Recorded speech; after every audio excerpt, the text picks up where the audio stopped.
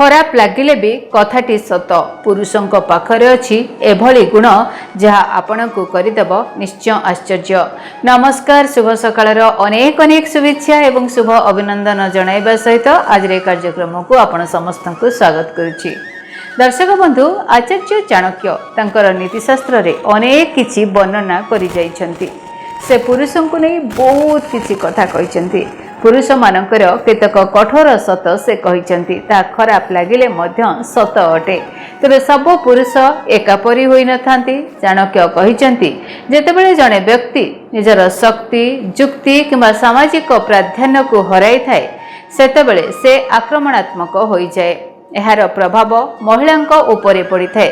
तेबे यह पुरुषंकर एक दुर्बलता जहाँ सेमानंकर प्रकृत स्वभावर अन्य मानंक पाखरे धरा पड़ी थाए। अहंकार। पुरुष माने समाज रे निजको बहु दिन धरी श्रेष्ठ मन करी आसुछंती। जेतेबेले जणे महिला तांको पछरे पकाई दिए किंबा परास्त करे, तांकर अहंकार सेतेबेले भांगी जाए। एही अहंकार को रक्षा करिबा पई से तांको विरुद्ध रे मिथ्या अभियोग आनी महिला को अपमानित करने को चेष्टा करती। पुरुष प्रधान। सामाजिक चिंताधारा ए पर्यंत पुरुष प्रधान। जणे महिलांकर चरित्र को प्रश्न करिबा सबुठु सहज उपाय अटे, कारण समाज यह खूब शीघ्र विश्वास कर दिए। दुर्बलता को लुचाइबा, निजर पराजय को ग्रहण करने परिवर्ते जणे असफल पुरुष महिलांकर प्रतिछवि को मलिन करी निजर दुर्बलता को लुचाइबा को चेष्टा करती। जदिओ यह शताब्दी पूर्व कहा जाइथिला, तथापि आज मध्य यह सत्य मने हुए। कर्मक्षेत्र रे, राजनीति रे, क्रीडा रे किंबा परिवार रे मध्य जेतेबेले महिला माने पुरुष मानक अपेक्षा भल प्रदर्शन करती, सेतेबेले सेमानकु प्रायतः दोष दिया जाए।